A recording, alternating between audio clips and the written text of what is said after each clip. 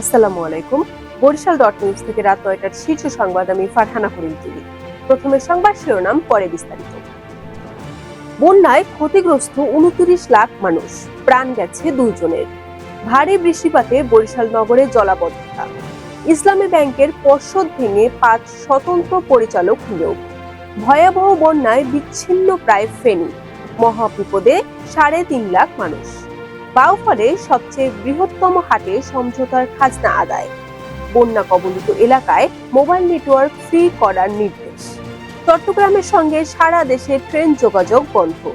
৪০ দিনের মধ্যেই প্রকাশ করা হবে এইচএসসি পরীক্ষার ফল। এতক্ষণ শুনলেন সংবাদ শিরোনাম, এখন বিস্তারিত।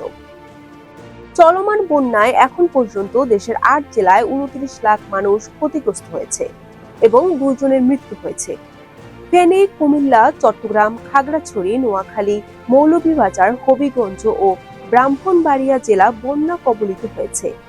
৮ জেলায় মোট ৪,৪০,৮৪০টি পরিবার পানিবন্দী হয়ে পড়েছে। টানা বৃষ্টিতে বরিশাল নগরের বেশ কয়েকটি সড়ক পানিতে তলিয়ে গেছে। বিশেষ করে আবাসিক এলাকায় সড়কগুলোর অবস্থা বেহাল। সরেজমিনে গিয়ে দেখা গেছে নগরীর ভাটিখানা, কাউনিয়া, বগুড়া রোড, সদর রোড, বটতলা, কলেজ অ্যাভিনিউ সহ বিভিন্ন আবাসিক এলাকায় টানা বৃষ্টিপাতে সড়কে পানি জমে আছে। ইসলামী ব্যাংক বাংলাদেশ পিএলসি নতুন পরিচালনা পর্ষদ গঠন করা হয়েছে। বৃহস্পতিবার বাংলাদেশ ব্যাংকের গভর্নর ডক্টর আহসান এইচ মনজুর পরিচালনা পর্ষদ পুনর্গঠন করেন। বাংলাদেশ ব্যাংক সূত্র এ তথ্য নিশ্চিত করেছে। ভারত থেকে নেমে আসা পাহাড়ি ঢলের প্রবল চাপ ও অবিরাম বৃষ্টিতে স্মরণকালের ভয়াবহ বন্যার কবলে পড়েছে ফেনী।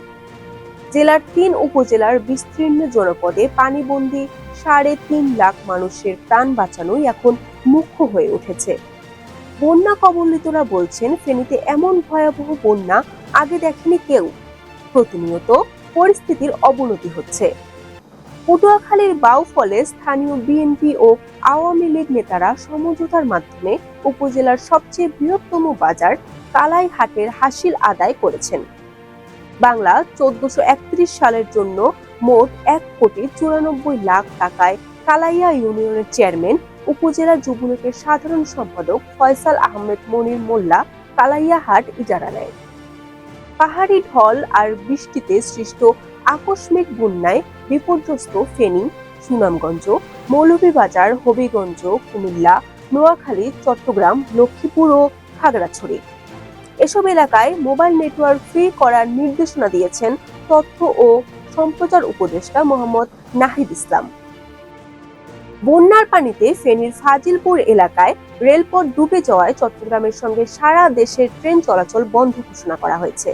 বৃহস্পতিবার বিষয়টি নিশ্চিত করেছেন চট্টগ্রাম বিভাগীয় রেলওয়ে ব্যবস্থাপক সাইফুল ইসলাম। শিক্ষা বোর্ডের এইচএসসি পরীক্ষার নিয়ন্ত্রক জানান, ৪০ দিনের মধ্যে ফলাফল প্রস্তুত করে প্রকাশের প্রাথমিক রূপরেখা ঠিক করা হয়েছে। ফল প্রস্তুতে শিক্ষার্থীদের সর্বোচ্চ সুবিধা নিশ্চিত করা হবে। Barishal dot news.